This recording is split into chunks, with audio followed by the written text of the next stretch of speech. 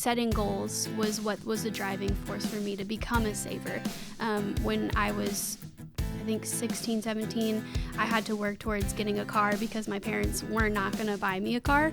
And that was kind of the stepping stone for me to learn that savings really is a tool to help you get the things that you need or desire in life.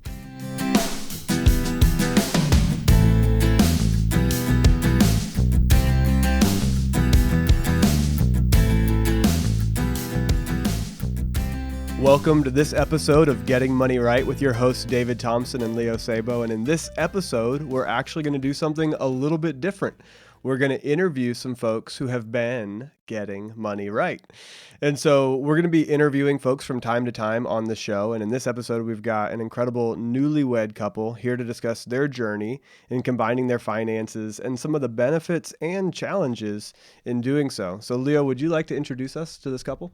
It would be my pleasure. So with us is Rachel and Rudy Rupert. For those of you who may not know, this is my oldest daughter, Rachel, and my son-in-law, Rudy, that are with us. They got married a little while ago, and we're going to talk a little bit about their journey in combining their finances. As we've talked on this podcast before about how important it is that couples do join their finances, we thought it'd be a good idea to interview them and just walk with them a little bit in this journey that they've taken in combining the finances and learn some of the challenges and maybe some of the triumphs, hopefully, that they've had and just learn from them. So, guys, welcome to the show. We're glad you're here. Thank you. Thank you for having us here. Well, we're going to start out with just some very basic questions. Let's start with just tell us a little bit about yourselves. What do you do? How long you've been married? And maybe something significant that's going on in your life in this season. Well, we got married in September of 2016, so it's been about a year and a half, maybe a little bit more that we've been married. I work at Gateway at the NRH campus. Rudy also works at Gateway. I work at the Southlake campus. I work in the elementary department. I just oversee that and hang out with all those kids upstairs. And then right now in life, we're about to have a baby at the end of summer in August, a baby girl.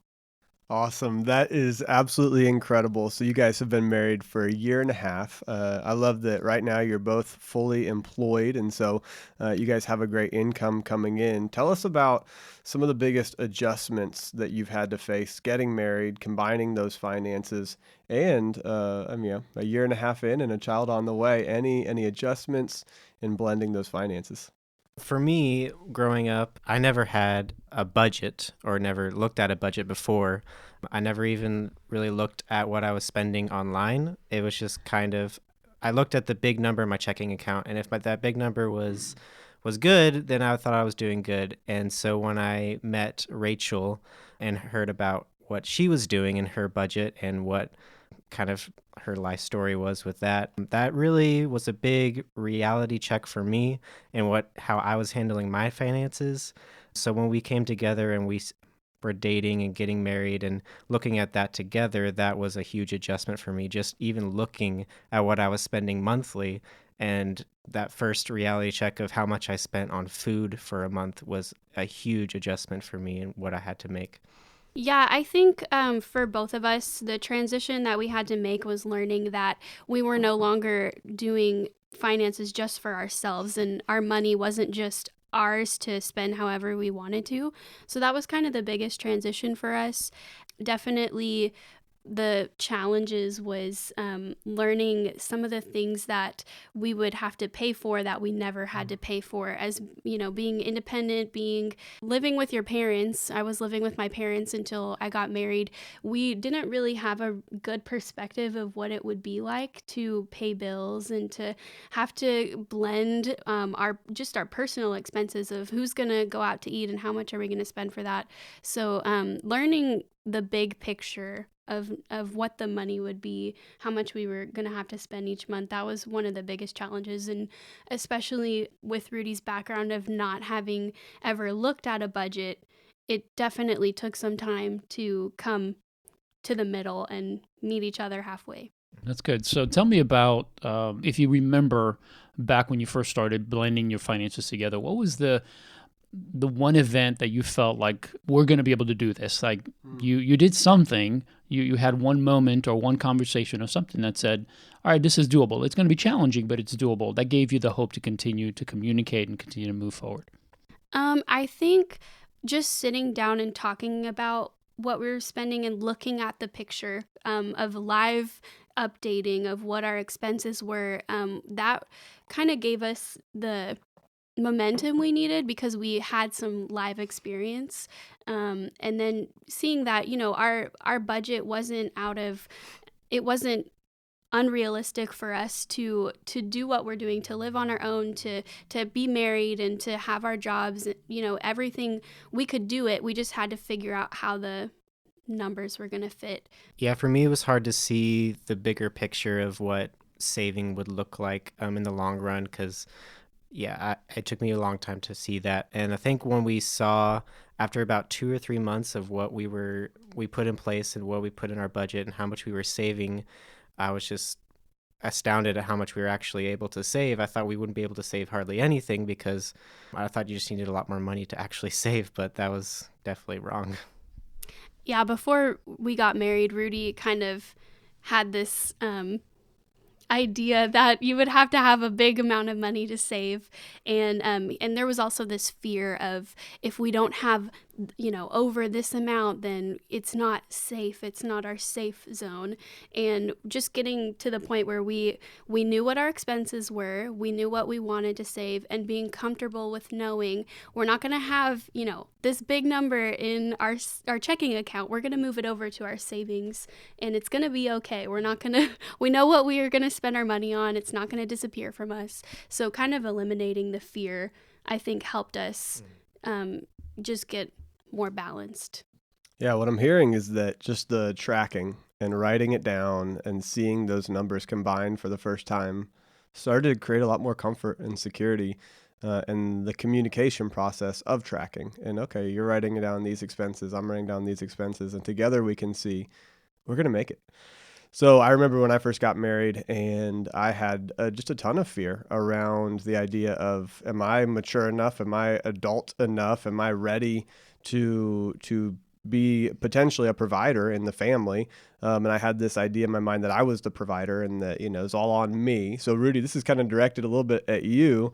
How was it dealing with some of those fears? I don't know if you had the same fears I did, but I remember legitimately feeling like, I hope I'm ready and I hope I can provide enough. And my response was to initially push Ashley and I to underspend because I was afraid we weren't going to have enough. And so that's how I dealt with the fear, is I pushed us to underspend because I was like, well, I know I'm bringing in enough this month, but what if next month we don't have enough? So I'm going to force us to underspend even in the good months because I was afraid for the future months. So have you had to deal with any of that? That was a personal struggle and I've overcome that. But have you had to deal with any of that? I guess what I dealt with, I didn't so much have a lot of fear if I was going to provide, but I was just trying to understand how to budget and how to deal with Rachel here, knowing so much about the budget, and she had so much knowledge about it. I wanted to look good in front of her. I wanted to be able to understand everything that she was laying in front of me. So that was kind of my fear, was that she wouldn't see me as someone who could handle money or who could save it or understand it at all. So, and she had the full-time job in the relationship, so I wasn't bringing in that much money. So I was also kind of like a little fear too. She's bringing in the money, she's understanding it, she's knowing where to put it. So I wanted to be able to do that as well. I can understand the, as a man, I think David just said it, that we have different fears, and sometimes it is the ability to, and it is, I think, a male view that we are, to a degree, and this is true, we are the provider of our family. And ultimately, it's our desire to do so. I think it's instinctive that we take care of our family and certainly provide for our wife and our children as we have children. And so that's a realistic fear. It's one I battled, and certainly one that I actually did the opposite of not underspending. I didn't necessarily control the spending early on. I just went and got an extra job and then an extra job and an extra job so that there would always be enough money. And that made me to overcommit to work. So we find ways to cope with these things, but it's important that we wrestle with it. So I'm glad that you not only wrestle with it, but you obviously communicated with Rachel and got on the same page and learned how to balance that out. And so I'm really proud of you guys for what you've done so far in your finances. You have been very good savers, and you've made that commitment to save. So good for you. That's a great achievement so early in your marriage. So I just want to commend you for that. When you guys think about the way you manage money, obviously you both were raised in different homes. You're different, one because one's a woman, one's a man. There's big differences there, but also in just your temperament, your personalities, there's differences. So when you think about how you spend money, how would you define yourself? Would you say you're a saver or a spender? When you think about money, how do you process through making decisions based on your personality? Well, I think for me, I've always been more geared towards savings after kind of learning the realities of keeping a budget. It didn't start that way. I definitely wrestled with wanting to spend as much as I had, but just setting goals was what was the driving force for me to become a saver. When I was, I think 16, 17, I had to work towards getting a car because my parents were not going to buy me a car. And that was kind of the stepping stone for me to learn that savings really is a tool to help you get the things that you need or desire in life. So I'm definitely more of a saver. Rudy. Yeah, growing up, I would see myself as a saver. When my parents would give me money, I would just hold on to it until they would give me money again and just keep bringing my money pile up that way. But then I think when I got my first job and seeing more money even come in, that kind of all went out the window. I would just spend on whatever I could because I didn't think about anything in the future. It was just more like instant gratification. But then when I got a little older, I wanted to save, but putting that into practice was just really hard for me. I didn't have the tools or the way to put that practically into place. So I wanted to save, but I just thought I couldn't ever save unless I had more money or unless I had more jobs or anything of that nature. So I just thought it wasn't possible. So how did you guys overcome this mindset of Rudy, you didn't see it possible for you guys to save. You thought you needed more money in order to save adequately. And Rachel, you already had that experience of saving for your first car and knowing that steady progress gets you there. How did you guys communicate to get on the same page? Was there some struggle with that, or how did you come about that? The reason I'm asking this question is I like you to talk to our audience and help them. There are couples out there that have been married maybe a year, maybe more, many more years, who really struggle talking about money because it could be a very volatile topic. Couples are different in their makeup, just like you guys, and they have different ways of looking at money. So what I'd like you to do is just give them some thoughts of how you process through it.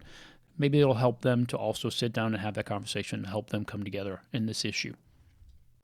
Well, I think for us, when we got married and we started tracking our expenses together, I had come with the mentality of savings is not optional. Savings is part of the budget. It's just a priority and it's going to happen.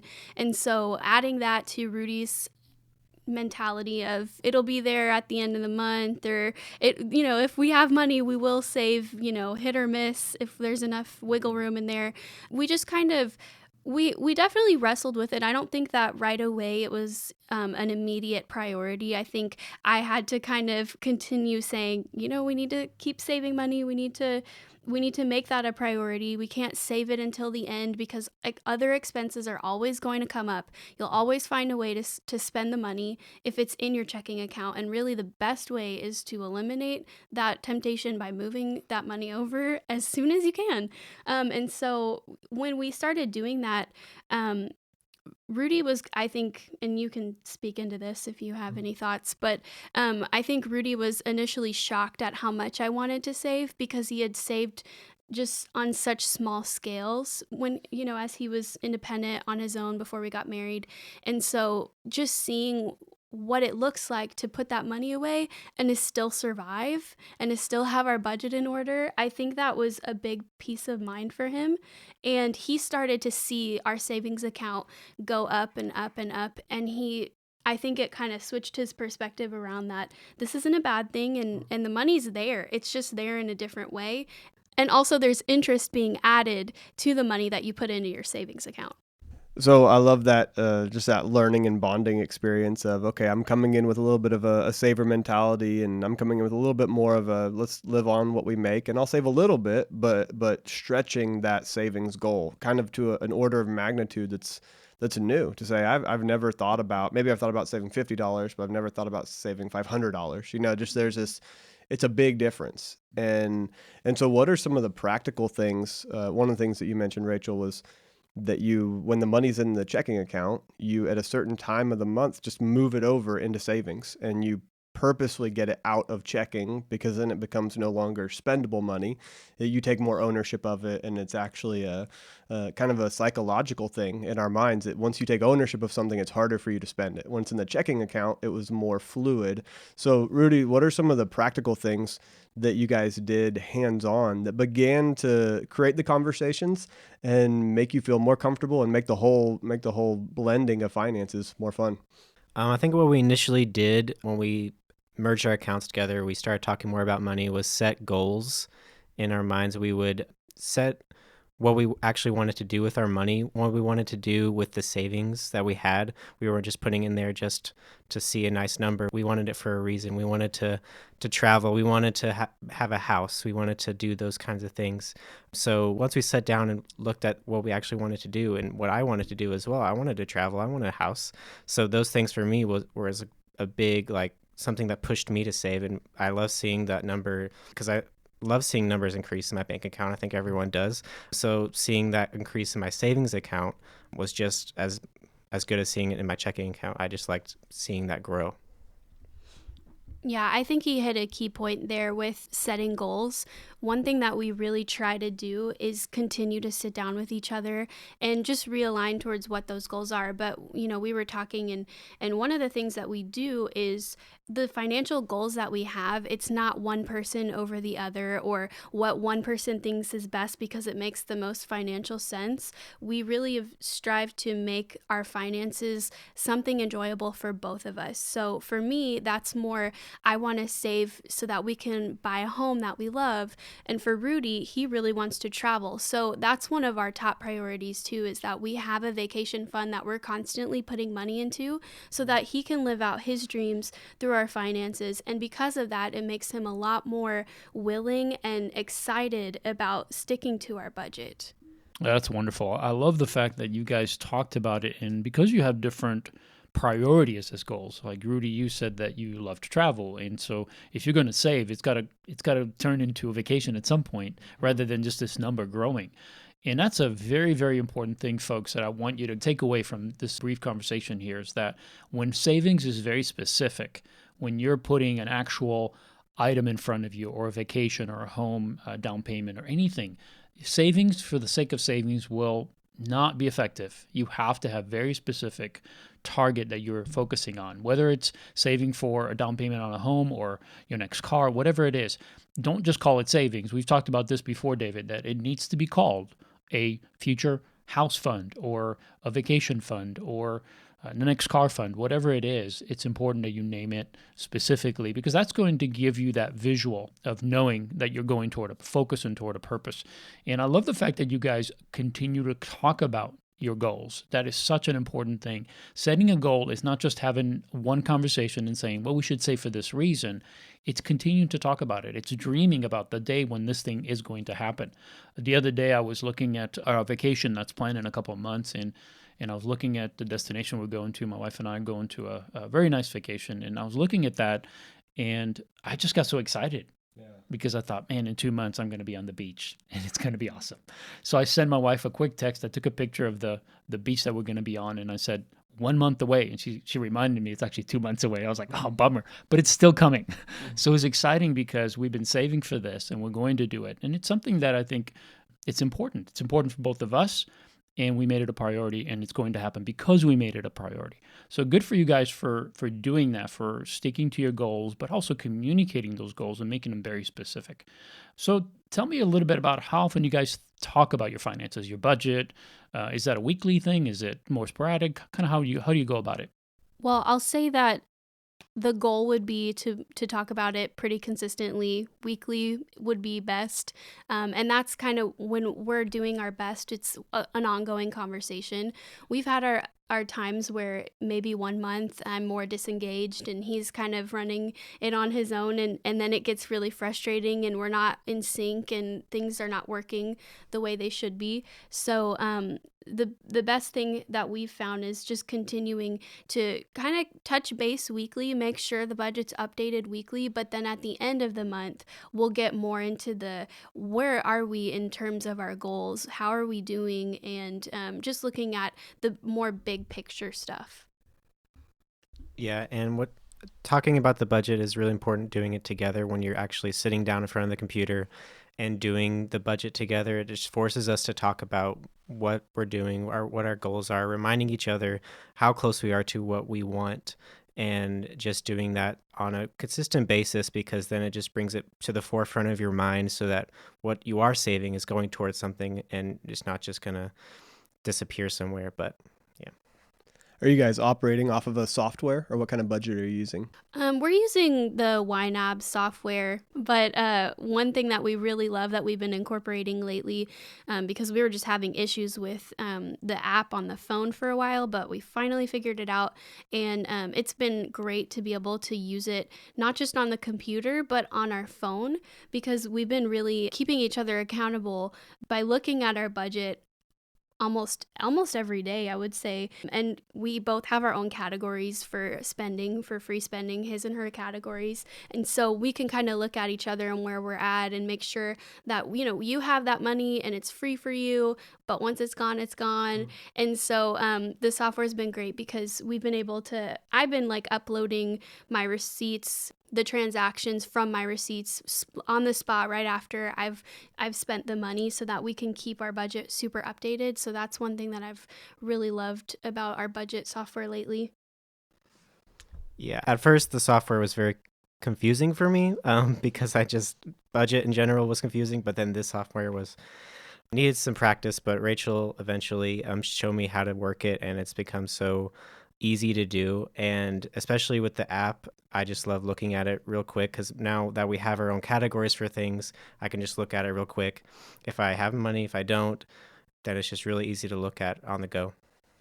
Yeah, and I think that one other thing is with having the app is, before we were looking at our checking account and to see where the money was, and now we're able to look at our app with YNAB and see the transactions that haven't gone through yet, and it just really helps us stay more accountable to what our budget actually is. So it sounds like you guys have built a plan for the beginning of the month, and you know where the money is going to go. And then you use YNAB to help track that and manage it and see, okay, if I budgeted, I'm using random numbers here, but $80 for his spending and $80 for her spending, it's kind of like, hey, I can see I have $50 left. I've got $20 left. And when that money's gone, well, maybe I pack a ham sandwich today or whatever the situation is, but it changes what you're doing because you're actively managing. That's cool. So are you guys both fully engaged in using the budget now? And if one of you wasn't available to enter something for a week or two because you're out of the country, would the other person be able to manage it, in their absence? How's that going?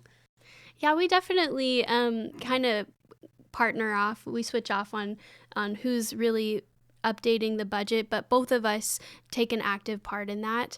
And then whenever there's times where one of us maybe doesn't put as many of the updates in there as they should, that the other person, not naming names, will remind them to put their stuff in there so that we can keep track with what we're spending. Yeah, I've been working on that, and it's been a process, but I know how to use it. So just I'm getting to the habit of constantly putting that in, because it does make a huge difference.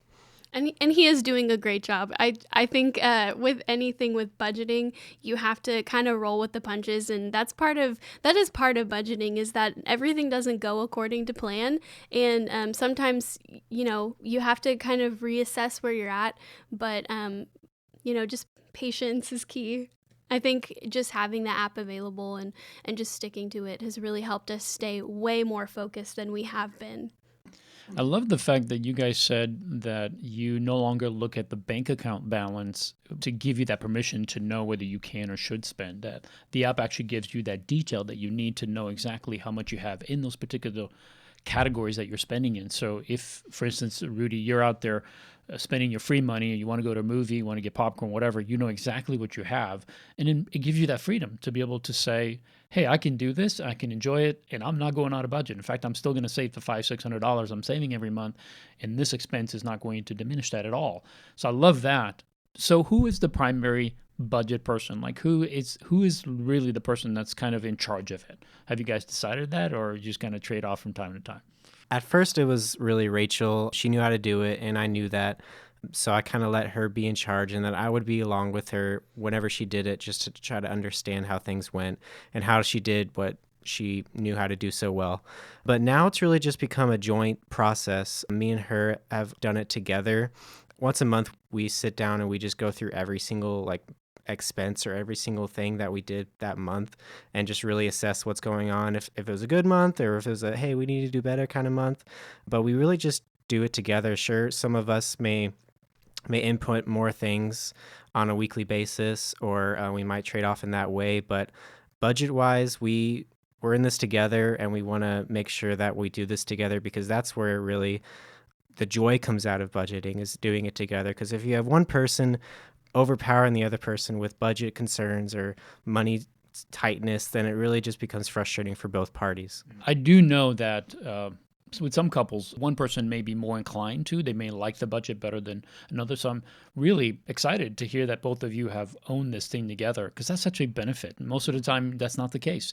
In my experience, I've noticed that one person is more likely to own the budget, and it's hard for that person to really get the other person to understand how important it is that they provide the receipts on time and that they give them the information and they don't kind of lag behind.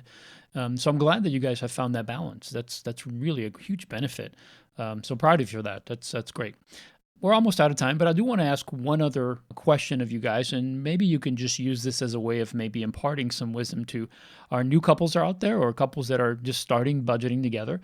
What would you say to these couples that are either managing the finances separate right now, and they're thinking, I don't know that we could ever do that. It sounds really complicated. It sounds like it's just an opportunity for fighting. How would you encourage them to combine manage their finances as a couple? How would you encourage them to do it? Well, I think for us, what's worked best is just knowing that it doesn't matter who's making more money, or the ownership as a married couple is that we both are in this equally. It's our bank account. And I really do think that you have to be fair to the other person, and really invite them to dream with you, whoever is the primary budget person. Because when you're just managing the money and making the decisions, you're not really inviting them to be part of the dreaming process. And I think that's where we've had the most fun with our budget, is because we look at our budget as a whole and where this money can take us if we steward it the right way, that there's so many open doors to us, and we can look at timelines of when we want to accomplish things by, and it's just brought us closer together because we're mapping out what we want for our lives. So yeah, it can be frustrating and it can be hard to kind of, sometimes you have to set aside your goals, or your, not goals, but dreams, in the sense of, I would rather save a bunch of money and, I want to make a nest egg because that's just in my DNA, I guess. But you have to let go of some of those things and let the other person have a part of dreaming. And for us, we're still saving as much as we can, but we're also going to save for what Rudy's dreams are, which is to travel. So I think just inviting the other person to take ownership as well, it helps you use this money that you have to your advantage. Yeah, and I think having grace for each other in this budget area. I mean, sometimes you both may not be very familiar with budgeting or saving, and I sure wasn't. So Rachel had to use a lot of patience with me getting a hold of what saving looked like, because it was so embedded into her DNA that I completely had no idea. So her just working with me through that and just taking me step by step, no matter how many times I asked her, how do I budget? No matter how many times I said, oops, I went over the category or anything, she just stuck with me. She gave me grace. She helped me learn, and it just brought me more and more into that area of where I could save. Well, and I also think like reassessing where you're at. We didn't mention this, but every year, we've only been married a year and a half, but after a year, we looked at what we were spending and we just kind of changed it up. If there were some areas that were really frustrating to Rudy where maybe there wasn't enough money to go out and entertain and have fun with friends, then we made some room for that and we grow according to our needs. We're not going to hold each other to this really rigid budget just based on the principle of it, but just allowing each other to be a little bit more flexible and growing with our budget. This is really neat. I'm hearing that for the audience today, there needs to be a time where you sit down together and you dream and you say, here's where we're going and what are your priorities and what are my priorities and how do we create our priorities? Like, that's so cool to me to say, what do we want to do? Travel's in my heart. Okay. And having a home that I love is in my heart. And let's talk about long-term savings. But if I'm just to kind of summarize it all, putting that dream on paper, talking about it, letting both people just be open and free about who they are, and then finding a system that works. I love that you guys were able to find a software or a tool that worked for you. And for free, anybody can go onto leosabo.com and download the budget tool and operate there for free. But why not? Why not download a trial version of YNAB or Every Dollar from Dave Ramsey or Mint.com or one of these great softwares that's out there and find a tool that works for you. So dream, find a tool, and then find some ways to bring grace into the relationship. This is roll with the punches. I like what Rachel said. Roll with the punches. It's never going to be exactly perfect, and you've got to put the marriage and the relationship before the money. And so that's really cool to me that you guys have found a way to do that. Well, I hope that you enjoyed this episode of Getting Money Right. And if you did, please rate and review and subscribe to our podcast on iTunes or Google Play so that it's easier for more people to find this show and benefit from it. You can also share this podcast on your favorite social media platform. While you're there, you can follow us. You can give us 5 stars. You can share around with new friends and help other people find what we're doing. You can find the show notes to this episode and more content and resources at leosabo.com. We look forward to having you join us next time so that together we can keep getting money right.